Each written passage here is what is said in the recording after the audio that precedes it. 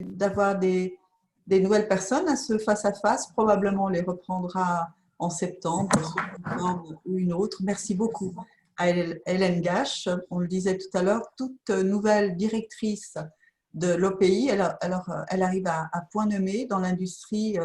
Qu'est-ce qui va se passer? Faut-il accélérer les changements, mais aussi lentement que possible? Là, c'était le titre de c'était le titre, exactement. débat.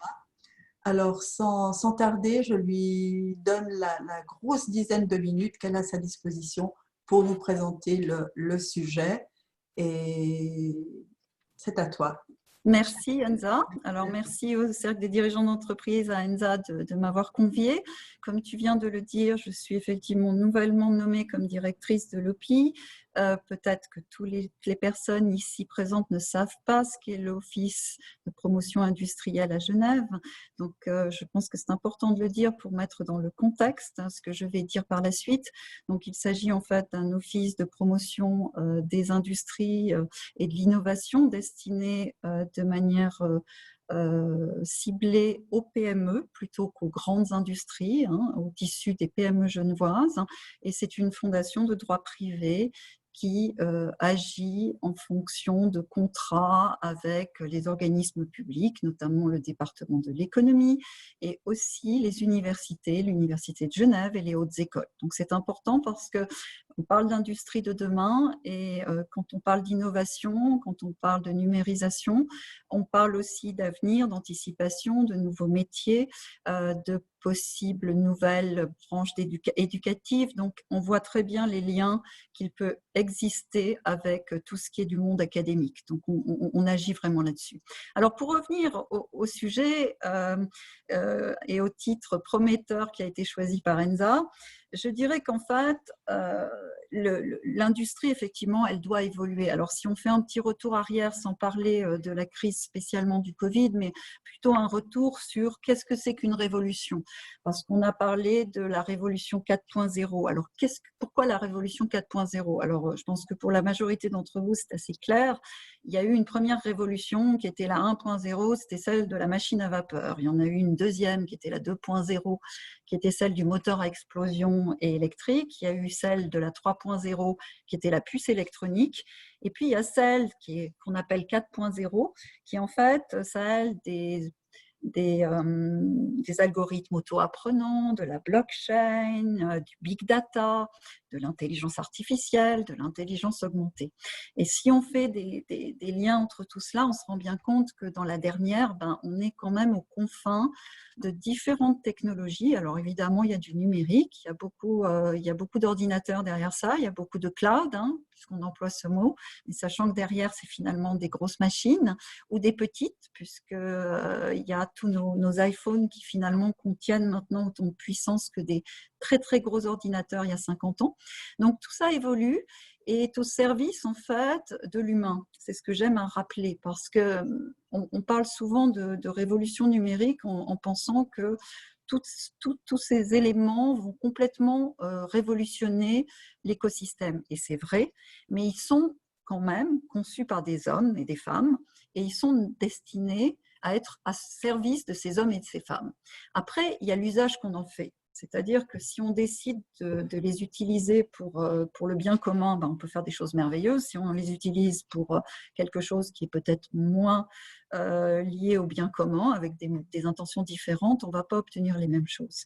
Alors, si on fait un retour arrière aux quelques mois qui viennent de se dérouler, c'est clair que cette crise, ce virus, a créé une forme tout d'abord de sidération. Tout le monde, peu de gens s'y attendaient ou s'y attendaient mais n'y croyaient pas et surtout ne pensaient pas que les conséquences économiques allaient être telles qu'elles ont été.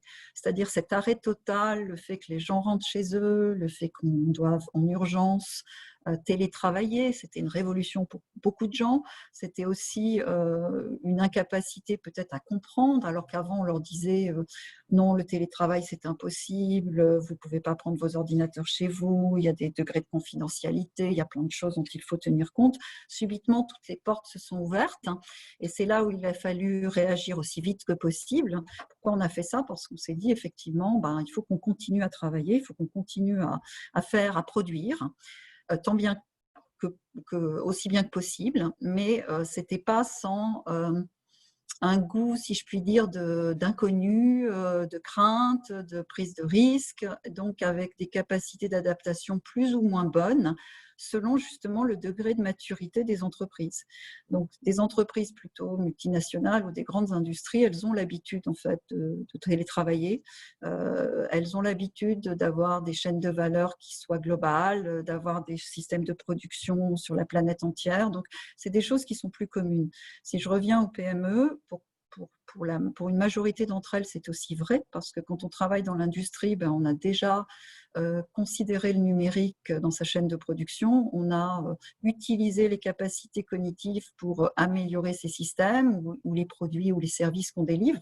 Mais pour pas mal d'autres sociétés qui sont plutôt dans du service ou qui gèrent des produits, c'est là où je veux en venir, c'est qu'on est dans une ère un peu différente. C'est-à-dire qu'aujourd'hui, grâce à cette révolution 4.0, on a parlé de solutions il y a quelques années en arrière, maintenant on parle de servicisation de la société. C'est un peu compliqué à prononcer, on a parlé de financiarisation, mais maintenant on parle de servicisation de la société. Qu'est-ce que ça veut dire? Ça veut dire qu'on offre un service et que le consommateur est devenu un acteur de ce service. Alors le consommateur, c'est nous tous, quand on va faire différents achats, quand on va acheter des choses qui nous parlent ou dont on a envie. Et puis c'est aussi chacun dans la chaîne industrielle, à chaque niveau de cette chaîne industrielle, qui peut être le client du précédent dans la chaîne de valeur. Donc tout ça étant dit, la crise a montré que le numérique était essentiel, certes, pour nous permettre justement de converser aujourd'hui, mais ça c'est peut-être juste la pointe de l'iceberg. Derrière, il y a beaucoup plus que cela. Il y a l'Internet des objets, il y a le fait que l'intelligence artificielle ou l'intelligence augmentée peut révolutionner nos modèles de santé, peut révolutionner nos domaines. Par exemple, je pense à la montre connectée, ça peut être quelque chose qui va au-delà de simplement être l'objet de luxe qu'elle pourrait être, ou qu'elle est pour certains, mais elle nous permet d'avoir des données sur notre santé, des données sur recevoir nos mails, elle nous permet beaucoup de choses. Je trouve que c'est un très bon condensé de ce que permet aujourd'hui la révolution 4.0. Alors, la montre connectée, c'est quelque chose, je sais qu'il y a dans le public des gens qui viennent de grandes industries de la montre, donc je pense qu'ils en parleront, j'aimerais bien les entendre sur ce sujet. Je pense qu'il y a une révolution qui est à mener là-dessus. Et puis, quand on revient aux PME genevoises et aux PME tout court, elles sont souvent porteuses d'un savoir-faire et d'une expertise très, très forte. Donc, j'ai eu l'occasion, dans les 8 semaines que je viens de passer à l'OPI, de rencontrer certaines d'entre elles. Et j'étais tout à fait surprise en bien, comme on dit, dans le sens où étonnée en bien, dans le sens où il y a une expertise concrète, réelle, une passion chez les entrepreneurs qui existent dans le bassin lémanique et qui est au service finalement de la grande industrie. Et souvent, ils sont méconnus. Ils ne savent pas parler d'eux-mêmes et c'est là où l'OPI est censé les aider, assurer la promotion et les aider sur leur nouveau modèle d'affaires. Alors, je sais qu'il y a aussi dans le public quelqu'un qui connaît bien ça parce que je crois qu'il travaille indirectement dans le monde du coaching platine. Je pense que c'est Monsieur Favoulet que j'ai vu tout à l'heure. Donc, il en parlerait mieux que moi en ce qui concerne aider les PME dans leur modèle d'affaires et puis les financer. Donc, comme vous le voyez, en fait, le système, la révolution 4.0, moi, je ne la vis pas comme venant du digital, puisque c'est mon expérience première. J'ai toujours travaillé dans ce domaine. Je ne la vis pas comme un outil qu'on met à disposition. J'ai toujours pensé que c'était cela et j'ai toujours été humble par rapport à l'informatique au service d'eux et pas l'informatique qui prédomine. Mais il est clair qu'aujourd'hui, la digitalisation, elle va au-delà. Les systèmes permettent de penser globalement, d'avoir une approche pratiquement, je dirais, holistique et philosophique de la chose.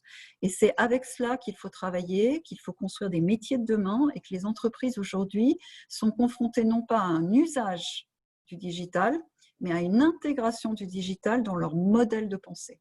Et c'est comme ça qu'on va pouvoir vivre cette révolution 4.0, cette révolution industrielle et s'adapter. Je vais prendre un autre exemple qui est concret. Je ne sais pas si tout le monde va chez le dentiste. J'espère pour peu de choses simplement un détartrage annuel, mais ceux qui ont eu peut-être d'autres soucis savent que maintenant, il y a un métier qui existait avant qui permettait en fait de faire des fausses dents ou ce qu'on appelait des inlays, ou je ne sais plus très bien, mais qu'on vous mettez à la place de votre dent cassée. Aujourd'hui, c'est quelque chose qui est fait chez le dentiste par un petit robot qui est en direct, après que celui-ci ait fait des radios de votre mâchoire, crée en espace de 15 minutes ce qu'il va vous mettre dans les dents. Et ça, c'est quelque chose qui synthétise à peu près pas mal de choses concernant le 3D, la robotisation, l'imagerie, tout un tas d'éléments qui convergent ensemble pour produire quelque chose. Et ça, c'est quelque chose qu'il faut imaginer comme étant l'industrie de demain. Donc, quelque chose qui va permettre de faire éclore des services aux clients directement. On pourra imaginer que quelqu'un souhaite obtenir un objet ou un service plus global et pourra, grâce aux outils, les designer de manière indirecte, collaborative, ou réfléchir avec l'industriel pour pouvoir créer quelque chose de particulier. Voilà ce que je voulais dire en introduction. Donc, je pense que Enza m'avait demandé d'ouvrir la discussion. Je crois que j'ai été assez large sur le concept, peut-être un peu trop, mais je souhaitais le faire ainsi et pas focaliser peut-être justement sur le numérique, mais ouvrir le débat d'une manière transversale. Je m'arrête là et je réponds aux questions, mais surtout, j'aimerais bien entendre différentes personnes sur ce que je viens de dire. Merci. Merci à toi, Hélène. Je vous propose d'allumer vos micros pour applaudir Hélène. Merci. Merci. Virtuellement. Merci beaucoup de cette approche globale. On va peut-être revenir sur plusieurs points. J'aimerais peut-être donner déjà 5 minutes à Robin Kreis. Je ne sais jamais, Robin, ça ira bien. Robin. Mais comment Kreis, je suis toi bien, Enza. Alors, Robin est ingénieur, il a travaillé dans le domaine industriel au plus haut niveau. Oui. Et aujourd'hui, il continue avec plusieurs casquettes ou plusieurs flèches à son arc. Qu'est-ce que tout ça t'amène, Robin? Qu'est-ce que tu as envie de dire? Moi, ce que j'ai envie de dire, c'est déjà merci pour votre introduction. Vous avez beaucoup parlé de l'industrie, ou en tout cas de la révolution 4.0.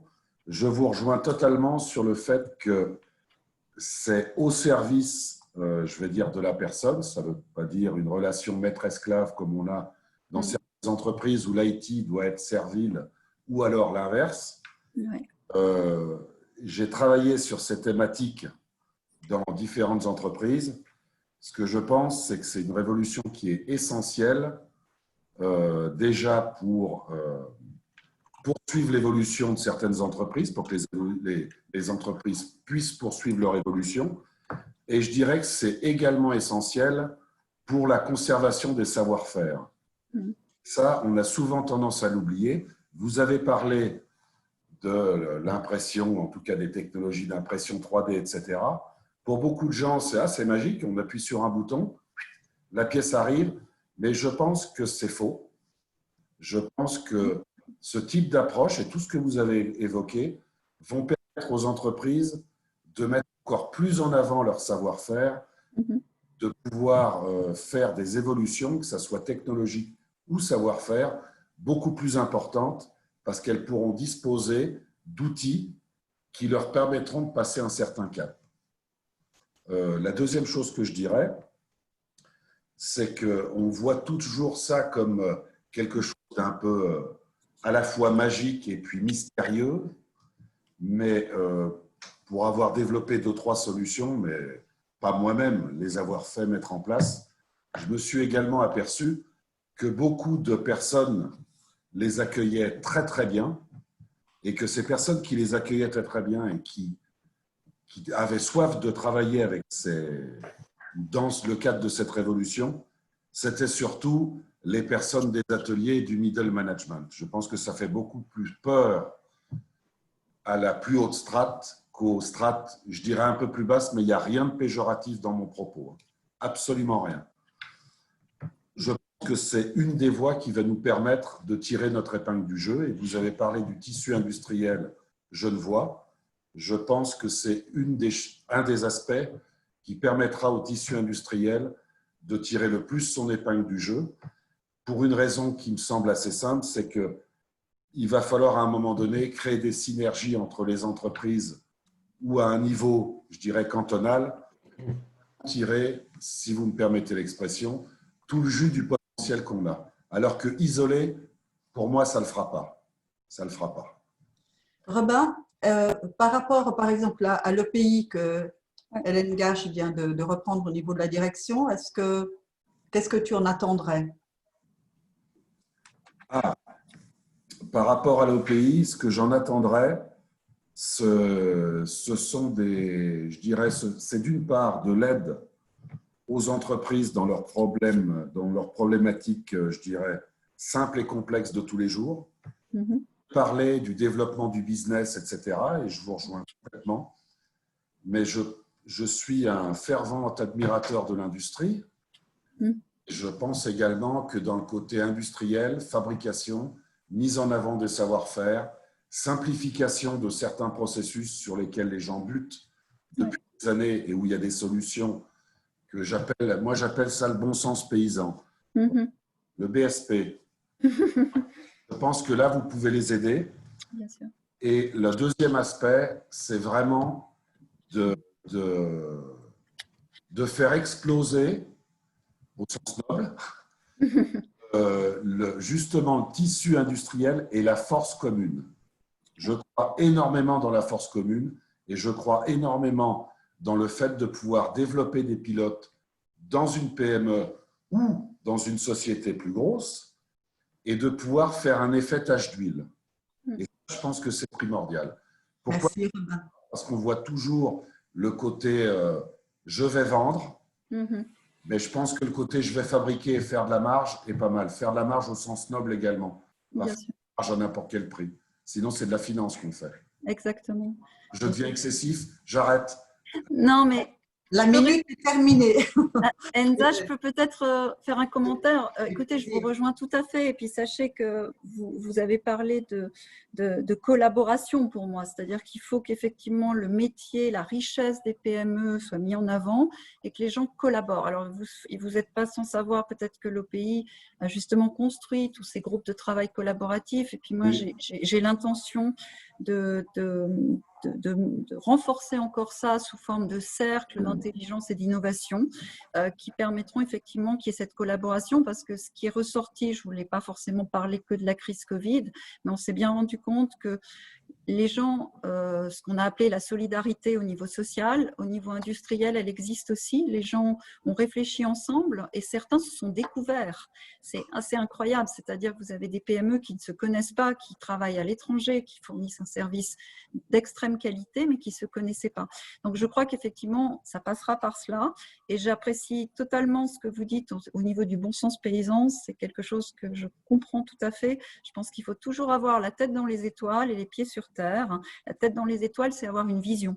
C'est anticiper, c'est innover, c'est savoir que le monde est en marche, qu'on ne peut pas arrêter les choses, mais qu'on peut décider de faire en sorte, en ayant les pieds bien sur terre, de construire un monde de demain durable pour nos enfants, pour la société en général, et pas simplement pour, et je vous rejoins là aussi sur la financiarisation dont j'ai parlé tout à l'heure, pas simplement pour faire de la marge financière et spéculer, mais pour créer une réelle valeur ajoutée pour la communauté. Voilà. Exactement, un écosystème viable à long terme. Exactement. Merci beaucoup. Alors, anticiper et innover, que chaque participant du carré c'est bien utilisé. Il y a peut-être Arnaud Grobet dans l'anticipation et la création. Moi j'ai peut-être une expérience qui peut vous être utile en fait. Parce que d'abord, j'ai une vision transversale et puis deux, j'ai travaillé pour le pays. Et en fait, alors à savoir si on est dans la 3e ou la 4e révolution industrielle, je laisse à Klaus Schwab d'un côté et Jeremy Rifkin de débattre de ça. Mais celui qui a inventé le concept de la 4e révolution industrielle, qui n'est que la 3e repackagée par le WEF, mais du coup, ça se fait entendre, c'est Klaus Schwab. Non, c'est nous qui avons fait la campagne Le Monde de demain. Donc, l'industrie de Genève, Le Monde de demain. Et en fait, la réalité, c'est qu'aujourd'hui, je pense qu'un des facteurs clés pour le futur, c'est les jeunes. Et aujourd'hui, on sait que toute une partie des jeunes veulent aller à l'université et pointer vers la filière chômage pour certains. Et puis, d'autres ne se posent même pas la question de savoir qu'il existe tous ces métiers. Donc, je pense que c'est un énorme challenge. Mais où il y a un gap énorme aujourd'hui, et là, je parle bien de Genève, puisque nous, on a travaillé là-dessus. Klaus Schwab avait dit ça, le problème de la Suisse, c'est le confort. Ça vous empêche de vous inquiéter. Nous, quand on a lancé cette campagne, où c'était un processus de 2 ans, etc., il y avait comme un joli budget qui avait été mis à disposition, mais pas assez pour placarder tous les murs, etc. On avait fait un truc qui était basé sur des messages qui devaient être relayés. Et en fait, le jour où il y a eu la conférence de presse et le lancement de ça, tous les membres de l'OPI ont été invités. Ils sont tous venus manger des petits fours. Mais quand il s'est agi de relayer la campagne auprès de leurs employés pour motiver qu'ils aillent plus loin auprès des jeunes, alors là, il n'y a eu plus personne. Et en fait, je pense qu'on peut… Moi, je suis très admiratif des avancées technologiques qu'il peut y avoir dans l'industrie. Maintenant, je reste persuadé qu'un des grands challenges va être la réduction, en fait, entre la génération des gens qui sont à la tête de ces industries et les jeunes, puisque c'est eux qui vont faire le futur de tout ça. Et ça, je pense que c'est un challenge énorme que vous avez de face à vous. Et voilà, je suis prêt tout à fait à contribuer, à aider, mais… je pense que c'est une réalité, en fait. Merci. Vous avez tout à fait raison. Je pense que le monde de demain, il se construit avec les nouvelles générations et pour les nouvelles générations. Et Monsieur Kreis disait tout à l'heure, il ne faut pas que ce soit les têtes de pont ou les hautes sphères des entreprises qui décident. Je pense qu'il a raison enfin pas pour tous, il y en a qui sont visionnaires, mais ceux qui sont là justement pour faire de la marge uniquement, ils ont souvent les pieds liés justement à cette marge et ils ont du mal à anticiper ce qui pourrait se passer. Donc le terme innovation, pour moi, il doit être corrigé avec cette notion d'anticipation et on anticipe en fonction de ce qu'on connaît, ça c'est clair, on peut être visionnaire, avoir des capacités divinatoires, ou enfin on peut les appeler comme ça, mais c'est vrai que les jeunes souvent nous apportent beaucoup. Moi, j'ai eu l'occasion dans mes expériences précédentes de travailler beaucoup avec des jeunes durant des programmes de mentorat avec l'université et autres.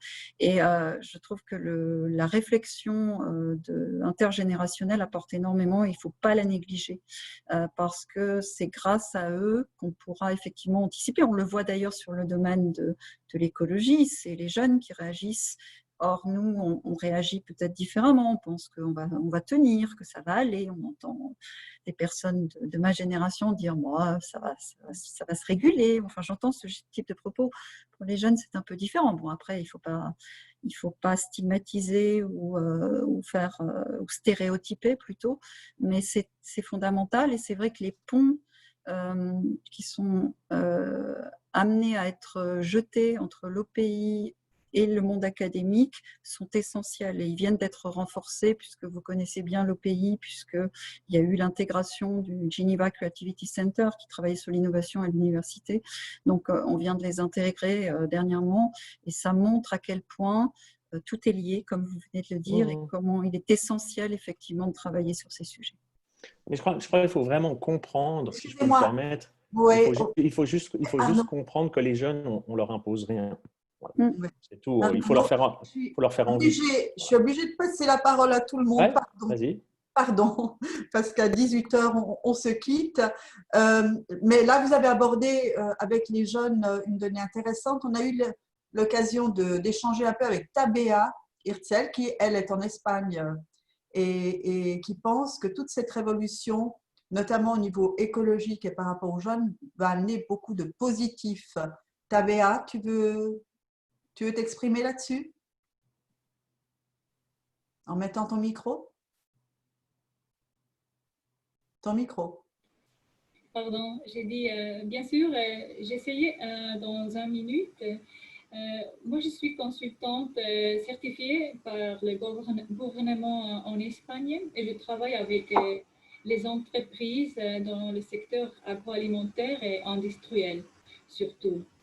Et j'ai fait mon thèse doctorée sur la deuxième révolution industrielle et justement aujourd'hui, j'ai traduit en français un travail que je fais sur la 4e, 5e révolution industrielle en LinkedIn. Vous me comprenez, je ne parle pas très bien français.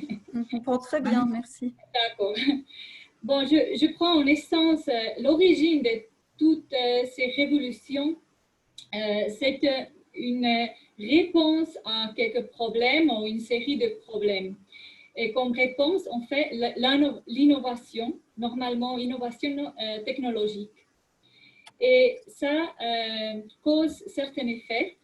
Normalement, ça change la technologie, mais ensuite, on change la manière de faire les choses parce qu'on a des utiles différentes. On fait les choses de différentes manières. Et ça, comme effet, fait qu'on pense différemment d'autres manières. Et finalement, on change comme personne. Nous ne sommes pas les mêmes personnes que les anciens Romains, par exemple. Nous sommes des humains, mais la manière de sentir, de penser, c'est très différent.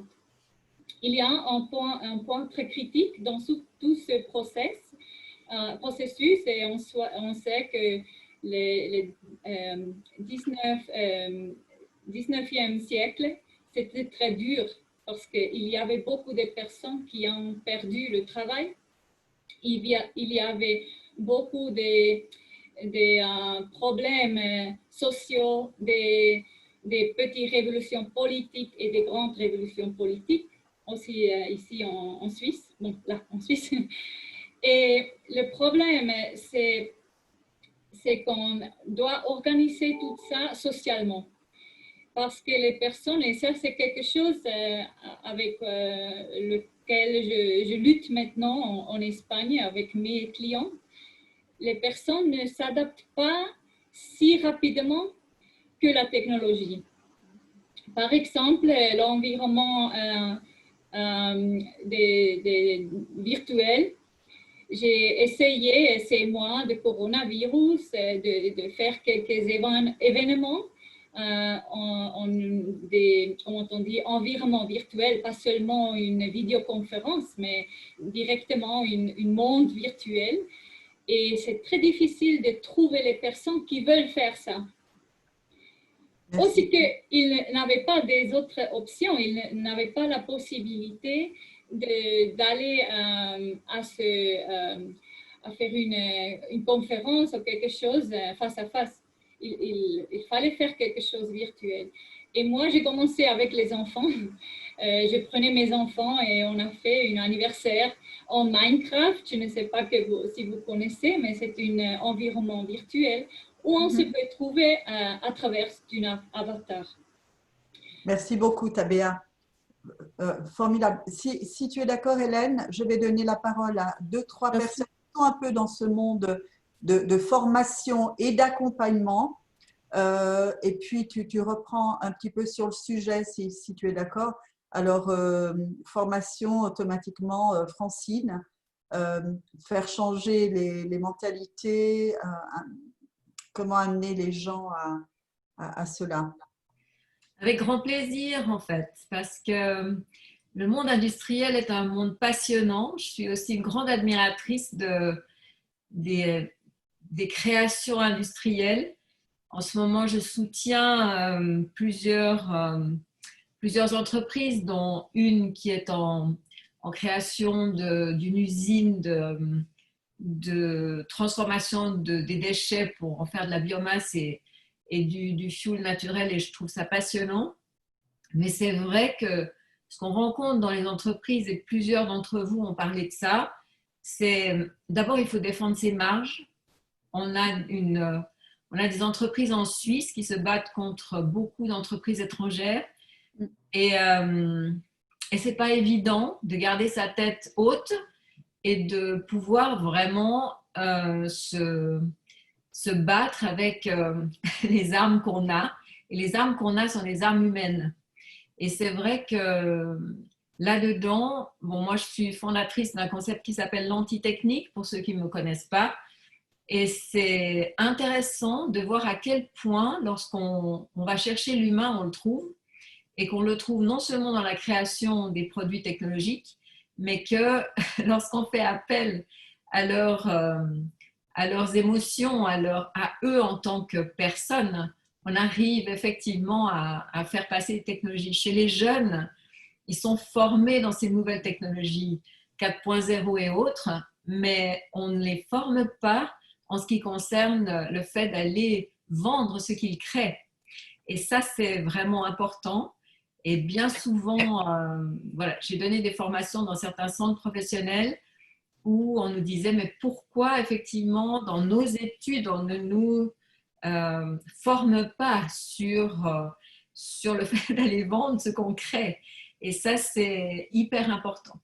Et je me fais un plaisir vraiment d'amener cette puissance de travailler la communication et le contact humain dans les affaires et dans le monde de l'industrie pour pouvoir effectivement vendre ce qu'on crée de la meilleure façon et en préservant ses marges.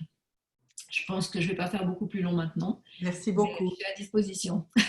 Merci beaucoup. Merci Francine. Alors justement, quand on change et on évolue, au niveau du recrutement, Fabien Lacroix, est-ce que c'est plus compliqué? Est-ce que c'est plus pointu? Qu'est-ce qui se passe? Eh bien, Enza, tu as pointé du doigt là où il ne fallait pas, et c'est exactement ça. On a un petit décalage, en effet, entre les formations. On est très en retard en termes de formation. On l'a un petit peu touché du doigt là, pendant la conférence. On ne forme pas assez de jeunes, évidemment, dans tous les métiers du numérique et du digital. Il y a des formations dans tous les sens, mais ce n'est pas suffisant. Donc, on se retrouve avec des entreprises qui ont besoin beaucoup de responsables de transformation digitale. Enfin, je ne connais pas les termes exacts, excusez-moi. Et voilà, et on forme encore, en tout cas côté français, des magasiniers, des gens comme ça, qui ont des formations qui sont un peu d'un autre âge. Alors, elles évoluent, mais et voilà, alors que bientôt, on va passer par des robots, on passe de plus en plus par des robots. Et puis, comme vous disiez tout à l'heure, ce n'est pas le monde du 22e siècle, c'est le monde du 21e siècle, c'est le monde actuel. Voilà, donc ces formations-là, il faut les rendre beaucoup plus modernes, beaucoup plus techniques, beaucoup plus adaptées, beaucoup plus orientées vers, en effet, l'IA, vers la blockchain. Bon, ça prend un petit peu de temps. Malheureusement, on forme un peu trop de formations qui sont trop concrètes, trop pratiques et qui sont de moins en moins utiles avec beaucoup de gens qu'on forme, pas assez techniques, pas assez spécialisés. Et dans ces mondes de demain qui sont devenus les mondes d'aujourd'hui finalement. Et voilà, donc c'est pour ça ça explique une partie peut-être du taux de chômage français qui est un peu élevé, avec des formations qui sont malheureusement plus adaptées au monde actuel. Donc là, on doit faire un pas et accélérer tout ça. Merci beaucoup. Alors, dans la suite logique, André, alors tous ces gens qui ne sont plus adaptés au monde de l'emploi, eh bien, se retrouvent à en chercher avec les difficultés que tu as au quotidien quand on est directeur de Pôle emploi de l'autre côté de la frontière. Oui, c'est une adaptation permanente. Il faut essayer d'anticiper, de préparer, de démystifier déjà une partie de ces emplois parce que les gens sont souvent sur des représentations, voire même négatives, hein, bien sûr. Il y a aussi des aspects liés à la rémunération, etc.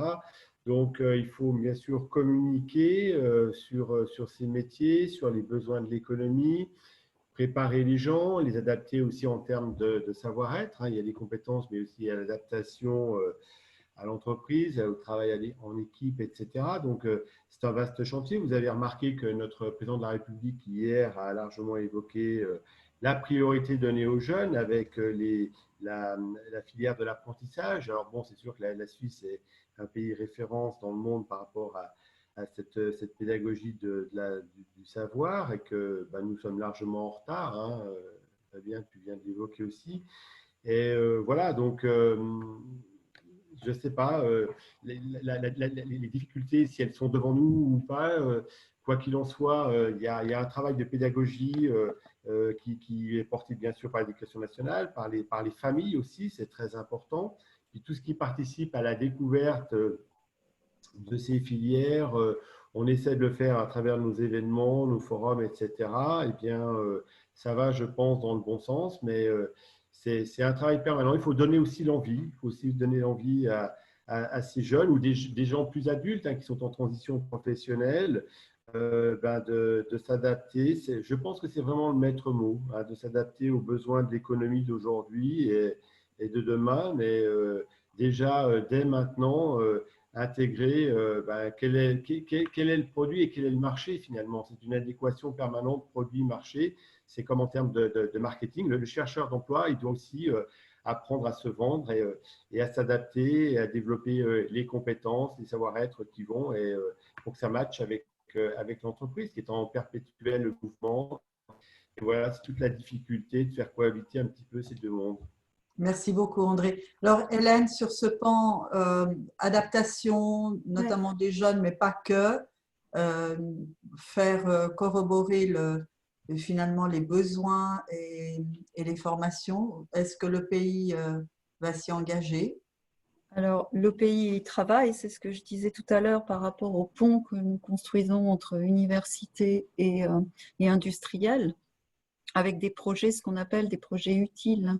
Ça vient d'une terminologie que certains d'entre vous connaissent, et je voulais en parler pour réagir par rapport à ce type de formation avec l'école 42, dont vous avez certainement entendu parler, qui forme en fait des jeunes ou des moins jeunes, plutôt des jeunes, justement au métier du numérique, qui a été créé par Xavier Niels en France, mais qui a une antenne qui est en train de se créer sur l'arc lémanique. Il y a une recherche de fonds et ils vont s'implanter.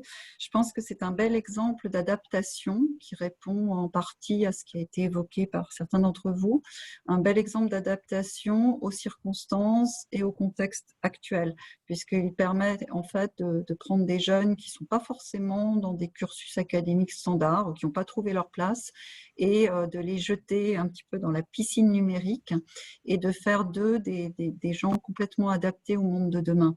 Alors ça, c'est l'aspect technique, mais je vais rejoindre ce qu'a dit Francine et ce qu'a dit Tabea, je pense, et ce qui était apparu aussi dans les propos de Monsieur Kreis, c'est qu'en fait, je crois que plus que jamais, les formations essentielles doivent être ce qu'on appelait au XVIIIe siècle les humanités, c'est-à-dire le savoir-être, la capacité de comprendre de manière transversale, la capacité de savoir quels sont les métiers importants. Avoir un métier, on parle beaucoup d'emploi. Moi, ça me choque toujours, on parle d'employabilité. Qu'est-ce que c'est un emploi par rapport à un métier? Un métier, comme son nom l'indique, ça vient de l'artisanat, on crée quelque chose de concret. Alors, ça peut être quelque chose de pas concret, ça peut être un service, mais c'est quelque chose de tangible. Un emploi, c'est pour pas être au chômage, en fait. C'est un peu différent. Donc, malheureusement, c'est pas… et je veux pas stigmatiser, mais je pense que ce qu'il faut qu'on travaille aujourd'hui, c'est les métiers. Et dans les métiers, il y a de la technique, mais il y a aussi beaucoup de savoir-être. Ça a été évoqué, je crois, par Monsieur Bonnier, et de pensée transversale. Donc, le siècle des Lumières, pour moi, qui est toujours quelque chose que j'admire, l'encyclopédie de Diderot, le fait qu'on faisait travailler des gens qui étaient biologistes, artistes, etc. Je crois que les Américains, sur leur campus, ont été plus précurseurs que nous à un certain moment, puisque vous pouviez étudier aussi bien l'art que les mathématiques sur un campus à Harvard ou ailleurs. On y vient. En Suisse, on s'y pas mal là-dessus. Pour avoir fait des études en France, c'était un peu plus vertical en France. Soit on est matheux, soit on est philosophe, etc. Ce qui est un peu dommage parce que moi, j'avais la chance d'être pas trop mauvaise aussi en philosophie, mais j'adorais les maths. Donc, je sais pas, mais je pense que c'est possible. Et je crois que c'est comme ça qu'on y arrivera. Et ça résoudrait effectivement ça résoudrait en partie les écueils qui ont été évoqués par Francine ou par Tabea sur l'adaptabilité des gens. Parce que la technique, la révolution industrielle, numérique, elle est là, elle est en route. Donc moi, je pense qu'il ne faut pas faire de la résistance, il faut avancer, il faut l'adapter, en ayant en esprit, comme je l'ai dit tout à l'heure, tout ce qui est développement durable, je fais référence justement aux 17 objectifs de développement durable. Si vous les connaissez, ils sont très intéressants parce qu'ils touchent justement à tous ces domaines. On ne parle pas simplement d'une société multinationale qui va faire du greenwashing, qui va avoir dans son rapport annuel du vert parce qu'elle aura fait des choses super en interne, elle aura autant de femmes que d'hommes, elle aura géré les déchets papier, fait le tri des plastiques, aura des salaires égaux pour les femmes et les hommes, plein de choses. Et puis à côté, on l'a vu récemment avec une votation en Suisse sur les multinationales éco-responsables.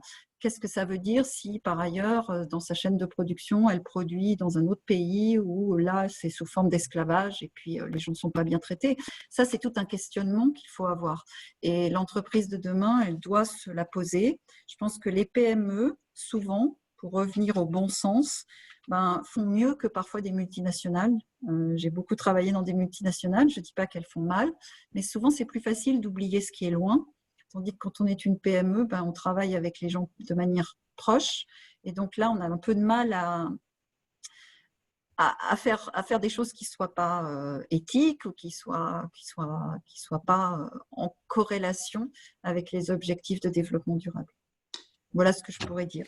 Oui, merci beaucoup, Hélène. D'ailleurs, on reviendra sur cette proposition de multinationale responsable avec un débat probablement à la rentrée.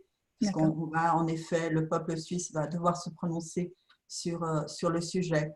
Alors bon, là on a parlé d'adaptabilité par rapport aux personnes.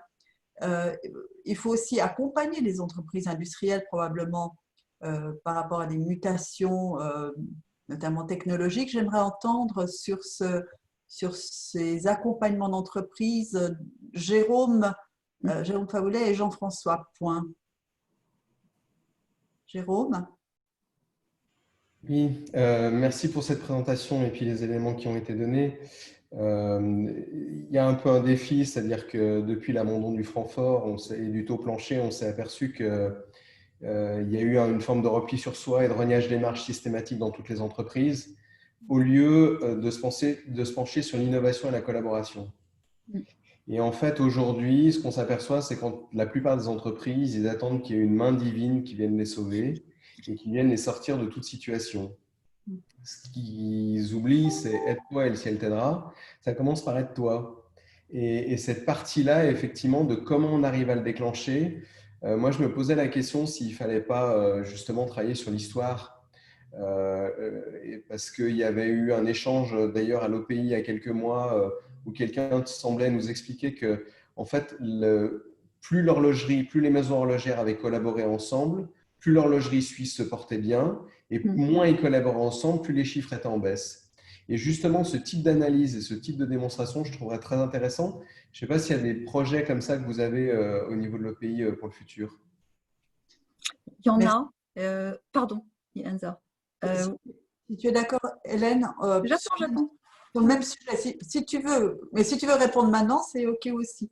Moi, je réponds très rapidement à Jérôme. Oui, il y en a, et c'est ce que j'évoquais avec ces projets de cercle d'innovation et d'affaires. C'est tout à fait ça. Et ce qu'il vient d'évoquer, ça a été aussi évoqué, je crois, par M. Kreis. C'est exactement ça. Je pense que les gens doivent collaborer plus que jamais. Et puis, il y a cet effet énergétique de la collaboration.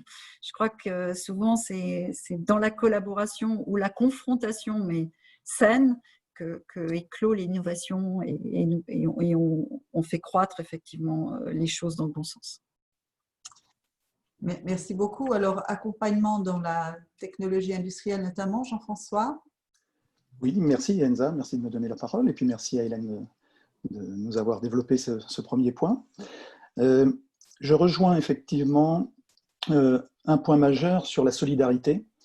Pour moi, la solidarité et le partage de connaissances est extrêmement important. Entre les entreprises, avec une mutualisation en tout cas des moyens ou des équipements potentiels, soit au sein des industries, soit même au sein des écoles d'ingénieurs. Le deuxième point, intergénérationnel. C'est-à-dire qu'on parle de jeunes ou on va dire, de plus mature, mais pour moi, il ne faut pas faire de ségrégation. C'est vraiment une réflexion globale qu'on doit avoir, et il peut très bien y avoir des jeunes sans vision, et puis des matures avec beaucoup plus de vision et d'expertise. Donc, il faut vraiment faire un modèle qui soit commun avec une ouverture d'esprit. L'autre point que je souhaitais partager, c'était au niveau des connaissances technologiques. Dans certaines PME, les connaissances technologiques ne sont pas forcément à la hauteur du développement actuel.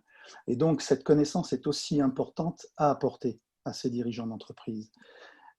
Et puis de connaître aussi bien les capacités, parce que souvent, ils ont une idée d'un moyen industriel donné, qui remonte à 3 ans ou 4 ans ou 5 ans d'une expérience, et ils n'ont pas forcément la connaissance des nouvelles limites ou des nouveaux développements effectués. Et de leur apporter cette nouvelle vision aussi peut les aider à imaginer un développement différent au sein de leur structure ou même au sein de leurs produits. Je pense tolérance, dimension, forme, matériaux. Et puis enfin, je pense qu'il est la troisième portion qui est très, très importante, c'est au niveau des hommes et des femmes, c'est cet accompagnement, mais surtout de leur apporter une compréhension et surtout qu'ils puissent visualiser cette pensée physiquement. Donc, savoir-être, ouverture d'esprit pour leur permettre d'accompagner ce développement entreprise. Et j'avais une question quand même pour vous, Hélène.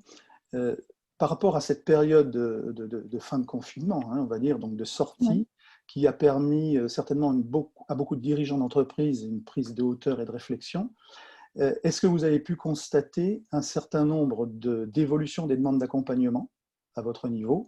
Dans quel domaine? Et avec quelles orientations nouvelles? Est-ce que finalement ça a été empreint de cette période de maturation un petit peu forcée et qui leur a peut-être amené à une ouverture de vision? Alors, écoutez, à l'instant T, pas encore. Oui.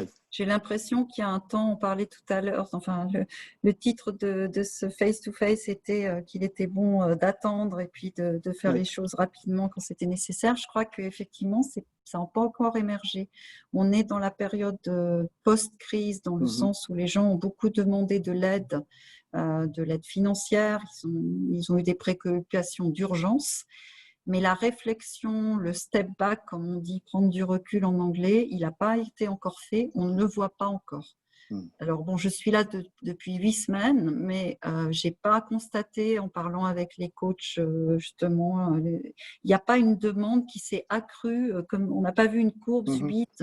Donc j'ai l'impression, alors est-ce qu'il y a un phénomène d'été? Bon, les gens maintenant sont partis en vacances, donc c'est pour ça que la rentrée va être très intéressante. Parce que soit il y aura cette réaction, soit finalement on est déjà reparti dans quelque chose. Enfin, de toute façon, il n'y a pas de chose. Tout n'est pas nivelé. Donc il y aura les deux, j'imagine, mais la proportion, je ne sais pas vous répondre, très honnêtement. C'est vrai qu'on ressent une sorte de frilosité, de peur de s'engager vers, en tout cas, l'investissement. Merci beaucoup. Merci. Et puis au fond, dans tout ça, il y a le nerf de la guerre, même chez nous, Fabien Lacroix, et les finances. Et les finances dans tout ça. Ouais, c'est compliqué, hein, c'est compliqué. Je sais pas. C'est compliqué ce qui se passe actuellement. On écoute un petit peu les experts et on a l'impression je suis un peu perdu, moi je le dis honnêtement. Oui, Fabien, pardon. En fait, c'était Thierry Martin. Bien sûr. Pardon, les finances. Aucun souci. Oui, je suis là, Enza. Pourquoi je ne te voyais plus d'abord? Déjà, il faut que je précise, je ne suis pas dans le domaine des crédits, je suis dans le domaine de la gestion financière d'actifs pour une clientèle du Moyen-Orient. Mais il y a quelque chose qui est intéressant, disons leurs propres problèmes, notamment la sortie de l'économie des énergies fossiles. Mais j'ai quand même quelques clients qui m'ont surpris, qui ont investi 1 million d'euros dans une société, une start-up qui a 7 ans d'âge et qui utilise justement la blockchain pour gérer les droits d'auteur de tous ces artistes dont la musique est distribuée en ligne. Il y a à peu près 8,5 milliards de dollars annuels qui ne sont pas alloués à leurs producteurs légitimes. Et il existe, j'ai découvert ça à ma grande surprise en faisant un petit peu de due diligence, il existe notamment une société en Australie et une société en Suisse et une troisième dont je ne me souviens plus la localisation. Il n'y a que ces 3 sociétés pratiquement qui utilisent une technologie analogue pour pouvoir capturer ces royalties. Ceci étant à part, la finance est là aussi un problème important. Le problème étant que de plus en plus la finance est régulée. Donc, on est un petit peu comme un espèce de bélier qui se tape la tête dans les murs d'une pièce et les murs sont sans cesse rapprochés. Ce n'est pas toujours évident. Mais nous avons vécu notre révolution durant la grande crise financière de 2008. Mais l'allocation, je dirais que la contribution de la finance peut faciliter l'allocation du capital vers les secteurs qui sont en plein développement. Et c'est là que je pense que la banque a un plus grand rôle à jouer dans la facilitation de l'allocation du capital vers les secteurs qui sont porteurs, qui sont formateurs et qui permettront justement à des entreprises, des secteurs ou des nations de se profiler. Est-ce que c'est quelque chose qui est suffisamment coordonné ou pas suffisamment coordonné? Difficile de le dire, mais je pense que les outils sont là. Ça me fait plaisir d'entendre défendre les marges parce que les marges en matière de finance, c'est en général des fractions de pourcents. Alors, on est sauvé sur des gros volumes parce qu'on parle en dizaines de millions ou en centaines de millions. Mais j'entends les marges dans la gestion de fortune pour ce qu'elles sont. On est passé d'une marge de l'ordre de 1,5 à 1,6% avant la crise financière. Maintenant, si vous regardez ce qui se passe avec Genève Place Financière, on défend péniblement des marges de l'ordre de 0,65 à 0,85%. Hein, donc, ce n'est pas là qu'il faut. Très bon exemple de la poursuite des marges, c'est Apple. Apple qui ne sacrifie jamais sa marge. Et puis, on sait où ça les amène. Et puis, des entreprises qui sont dans des domaines industriels similaires, qui sacrifient leur marge, ont des problèmes qui sont vraiment insolubles. Quality sells. Donc, vous produisez de la qualité. Je pense que la Suisse est à la pointe de ça. Vous produisez de la qualité, elle se vendra toujours. J'avais il y a 20 ans, toujours dans le processus industriel, parce que même si je suis gérant de fortune et je gère de l'allocation d'actifs, j'ai quand même été confronté à des industriels. J'avais des clients pakistanais il y a un peu plus de 20 ans qui produisaient beaucoup de textiles, qui avaient un hangar qui était totalement désaffecté, à l'intérieur des machines, sur des centaines de mètres carrés, des machines. Je dis, mais pourquoi ça ne fonctionne pas? Il me dit, parce que d'un côté, j'ai du Ritter Souter fabriqué en Suisse. Quand j'ai un problème de pièces de rechange, dans les 48 heures, j'ai un ingénieur qui vient de Zurich et puis qui vient avec les pièces de rechange et qui me répare les machines. Ça, c'est des machines chinoises que j'ai achetées parce que j'espérais les payer 35% de moins. Elles ont fonctionné 1 année et demie et puis depuis, ça ne me sert à rien. Donc, j'ai carrément fermé l'entrepôt avec les machines et puis je continue à travailler sur des machines suisses beaucoup plus vieilles, mais où il y a un suivi. Et je pense que c'est le maître mot, qualité. J'ai posé une question et après je m'arrêterai parce que… Oui, Thierry, oui, parce qu'il y a encore 2 personnes à s'exprimer. Merci. On parle de… Hélène a parlé avec le pays de contact avec les universités, mais la formation et le développement des jeunes, ils commencent bien avant, ils commencent dès le cycle d'orientation, dès l'école secondaire. L'université, on est déjà en phase, ils ont déjà pratiquement 2/3 de leur formation et de leur orientation ou de leur vision de l'avenir qui sera déterminée. L'université, à mon avis, c'est déjà trop tard. Voilà, je finis avec ça. Merci beaucoup, Thierry. Hélène, tu vas intervenir ou à la fin? Non, à la fin, là, j'ai rien. Je pense que le dernier commentaire de Thierry est juste. Hein. J'ai parlé d'université parce que c'est sur ceux avec qui on travaille, mais il a tout à fait raison de mentionner que ça commence bien avant. Tout à fait. J'ai vu Michel Yazigi un peu se raidir quand on a parlé de musique et d'investissement. Enfin voilà, c'est peut-être pas le top de pouvoir faire les fêtes uniquement autrement que par des personnes, des disc jockeys ou ne sais-je. Michel, tu es inquiet un peu de cette avancée technologique dans tes métiers? Alors, bonjour à tous. Écoute, inquiet, non, je pense pas qu'on a le marché, en tout cas au niveau de la musique, a évolué. C'est vrai qu'on retrouve plus de musique enregistrée que de musique live, mais pas plus inquiet que ça, en fait, sur ce domaine-là. Il y a quelque chose que tu aimerais demander à Hélène par rapport à… Alors, oui, alors moi je ne connaissais pas, hein, donc c'est une découverte pour moi l'OPI, pour ça que ça m'intéressait de participer à ce face-à-face. Donc j'ai eu l'occasion d'aller un peu naviguer sur votre site internet, je trouvais très intéressant.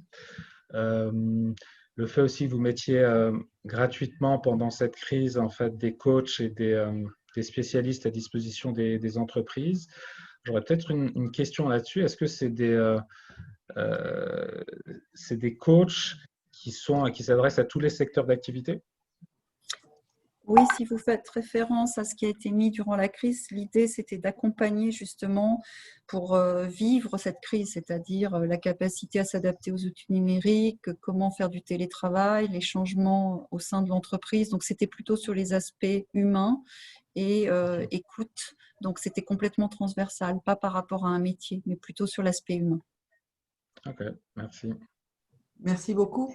Et puis, j'aimerais faire intervenir Islam, qui lui est en Algérie en ce moment, avec une question que j'aimerais suffisamment provocatrice pour que lui s'exprime et que tu puisses t'exprimer. Islam, est-ce qu'au fond, quand tu nous entends ici, tu n'as pas l'impression qu'on est dans un discours de nantis? Je m'explique.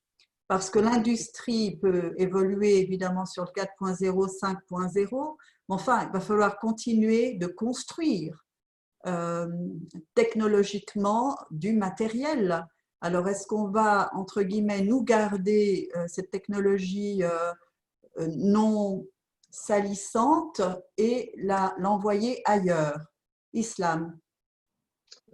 Tout d'abord, bonsoir à tous. Bonsoir Enza, bonsoir Hélène, bonsoir tout le monde. En fait, vous avez des contraintes qui sont totalement différentes des nôtres. Parce qu'en fait, je dis souvent, là, on était à un webinar avec EY qui était juste avant que je vienne participer au tien Enza, sur la relocalisation des entreprises, que ce soit multinationales, TPE, TPI, PME, PMI. C'était un sujet vraiment focus là-dessus. Juste avant, je discutais avec un ami qui a un gros groupe privé de 2000 personnes qui a 5 usines dans le domaine de la céramique en Algérie où le BTP est totalement sinistré. Je pense que pour nous, ça va être l'occasion de nous réinventer. J'en ai parlé une fois lors d'un déjeuner à l'ambassade de Suisse avec l'ambassadeur d'ailleurs, où on discutait un petit peu des partenariats potentiels entre les entreprises suisses et les entreprises algériennes. On a pas mal d'exemples positifs sur des accords win-win. Hein. Je dis toujours que si ce n'est pas win-win à la base, c'est quelque chose qui est bancal dès le départ. Et on doit se réinventer. Nous, l'État, nous ne pouvons pas compter là-dessus. Le président l'a bien dit que les entreprises devaient assumer elles-mêmes financièrement les conséquences financières de cette crise. Nous avons encore des contaminations qui sont en train de monter en flèche. Et ça va être pour nous l'occasion déjà de sortir de l'économie de rente, ce dont vous êtes totalement à l'opposé puisque vous n'avez pas de matières premières et de ressources minières ou autres. Et on essaie de suivre, d'essayer de trouver un modèle hybride puisqu'on ne peut pas transposer systématiquement un modèle d'un pays à l'autre. Mais on compte beaucoup sur les partenariats qu'on peut nouer avec l'étranger. Quand tu dis vous êtes à l'industrie 4.0, nous on essaie quand même de s'en sortir avec l'industrie 1.0. Merci Islam.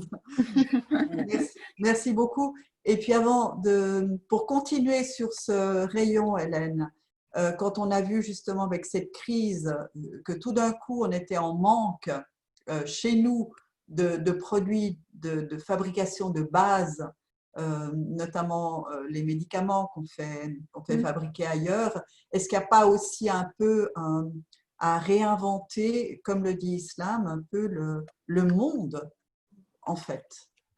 Alors ça, tu prêches une convaincue. Je pense que on est assez, l'humain est assez schizophrénique, hein. Il détruit ce qu'il a envie de conserver indirectement. On nous parle de développement durable, on veut être plus heureux, on parle au lieu de PIB, de niveau de bonheur, voilà. Et à côté de ça, on détruit, quoi. On détruit on a des chaînes de déchets, on élimine nos déchets dans d'autres pays bien loin de chez nous. Donc, c'est assez schizophrénique. Donc, qu'est-ce que je peux répondre à ça? C'est un constat, c'est quelque chose qui me gêne. C'est pour ça que j'adhère à l'idée qu'il faut travailler pour construire un écosystème viable, durable, mais un écosystème au sens complet, comme l'écosystème dans la nature, il prend les plantes, il prend les animaux, il prend tout le monde. Donc, l'écosystème au sens large. Et réfléchir à cette chaîne de valeur, parce que ce qui a été évoqué sur les modes de production, tu as tout à fait raison. Je crois qu'il y avait quelqu'un qui disait en France, on n'a pas d'usine ou je ne sais pas quoi, mais on a des idées ou je ne sais plus, vous retrouverez la formule pour ceux qui la connaissent. Ah oui, on n'a pas de pétrole, mais on a des idées. Merci Enza. Je crois qu'en Suisse, on n'a pas de pétrole non plus, on a beaucoup d'idées. On a des centres de recherche, on a des très hautes écoles ou des écoles d'apprentissage, on a de l'intelligence, on crée beaucoup de brevets et puis après on exporte ça en termes de production. Et la crise a montré que ça fonctionnait peut-être pas vraiment. Donc il faut réfléchir à ce qui peut être global. On ne peut pas revenir en arrière sur la globalisation, sur l'ouverture. Elle nous a apporté beaucoup de choses en termes de connaissances, de culture, etc. Mais il faut réfléchir à ce que c'est qu'une chaîne de valeur. Il ne s'agit pas simplement de faire de la marge et de distribuer quelque chose en le payant moins cher, en allant le chercher très loin, en usant, en dépensant de l'énergie, en n'étant pas compatible au niveau CO2 et que sais-je encore, en produisant des déchets. Je pense qu'il faut avoir une vision responsable. Voilà, c'est comme ça que je vois les choses. Moi, je pense qu'on doit responsabiliser les gens. C'est pour ça que je parle d'humanité. Il faut que les gens y réfléchissent. Il ne faut pas bannir la philosophie. Il ne faut pas faire des acteurs purement consommateurs, mais des acteurs résilients, capables de réfléchir. Donc, je ne sais pas si je peux me permettre ça, mais on parlait d'université ou on parlait d'apprentissage. Dans tous les cas, ce qu'il faut apprendre aux jeunes et à nous tous, c'est à discerner, c'est-à-dire à se poser des questions. Et si on arrivait à faire en sorte que les gens se posent des questions et ne pensent pas que parce que monsieur Jeff Bezos dit qu'il faut aller sur Mars ou d'autres, que c'est une pensée universelle, je le choisis volontairement parce que je pense que ce n'est pas un philosophe. Donc, voilà. Donc, je crois qu'il faut se poser des questions, voilà, plus que jamais, et réfléchir à ce qu'on veut. Là, je me positionne peut-être en tant que mère, mais je pense qu'il y a une continuité. Je me positionne en tant qu'être humain. Qu'est-ce qu'on veut faire pour l'avenir de nos enfants? Si on se pose la question comme ça, il y a des choses qui, corrélées à ça, vont émerger et on va se poser les questions autrement. Et pas simplement sur des questions de marge. Là, je décorrèle avec ce qu'on a dit tout à l'heure. Pas simplement sur des questions de marge et de gain, mais sur des questions de viabilité. Hélène, nous sentons tranquilles désormais puisque tu prends la direction de ce pays. Merci de ce partage tout à fait extraordinaire. Merci à toutes et à tous de vos réactions, de vos propos. C'était passionnant. N'hésitez pas à réécouter tout ça. Alors, 2-3 petites choses que l'on va encore faire. Un petit questionnaire de satisfaction. Merci de vite le remplir. Et je ne sais pas si on peut même avoir assez vite, grâce à Julien, que je remercie vraiment du fond du cœur de toute l'aide qui nous apporte indispensable pour que ça fonctionne. Tout le monde l'a rempli? façon, c'est simple, vous mettez partout excellent, tout va bien. Merci. Je vous demande d'ouvrir vos micros pour un très bel C'est anonyme. Merci. Mais merci à vous. Moi, je voudrais vous remercier, Enza, de m'avoir donné la parole et vous remercier tous des conversations, des propos, etc. C'est toujours riche de pouvoir échanger avec des gens qui viennent de milieux peut-être différents. On aura sans doute l'occasion de faire des choses ensemble avec le pays et le CDE comme par le passé. Alors, avec ce face-à-face, se terminent en tout cas les conférences, les débats, les face-à-face pour l'été. On reprend fin août. On espère en présentiel aussi, parce que nous allons être bien sûr tenus de proposer désormais les deux formules. Voilà, on ne sait pas très bien de quoi l'avenir à court terme est fait. On se réjouit de vous retrouver parce que le verre de l'amitié nous manque, hein, et là, ce n'est pas du tout la même chose. Voilà, vous aurez aussi tout l'été pour aller sur la chaîne YouTube du CDE. Si vous avez manqué des conférences, si vous avez envie d'en revoir, n'hésitez pas, c'est ouvert à tous. Et je remercie vraiment aussi du fond du cœur les membres du CDE qui permettent finalement ce partage avec ceux qui ne le seraient pas encore.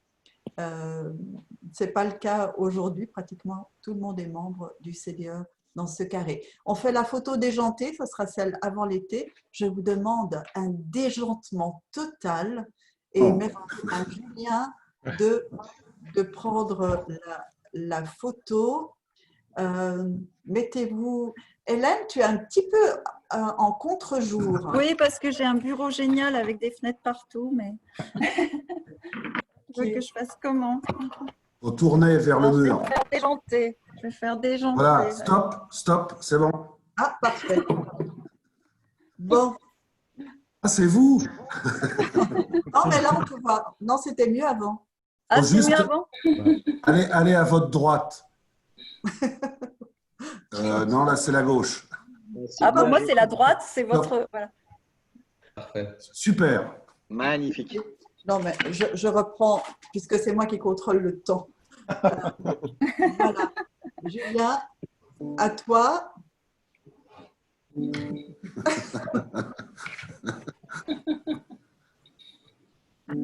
Hélène? Ah, je suis là, j'écris, je prends un livre, voilà, pour avoir quelque chose.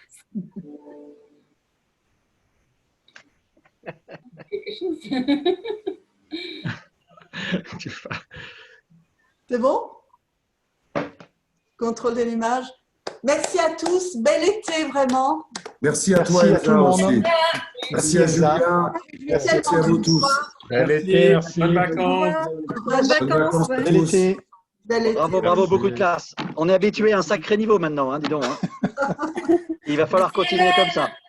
Merci Francine, à bientôt. Et plein succès à vous aussi. Merci. Bel été à tout le monde. Merci, bel été à tous. Bel été. Bye. Bel été à tous. Bye, merci. Michel. Bye tout le monde, bonnes vacances. Béa, j'étais ravie de te voir vraiment. Merci Julien. Merci beaucoup. Julien, merci, merci à vous. On a un applaudissement pour Julien pendant que vos micros sont ouverts. Merci, merci. En plus, j'ai pas coupé l'enregistrement. Je vais garder que ça. Très bien.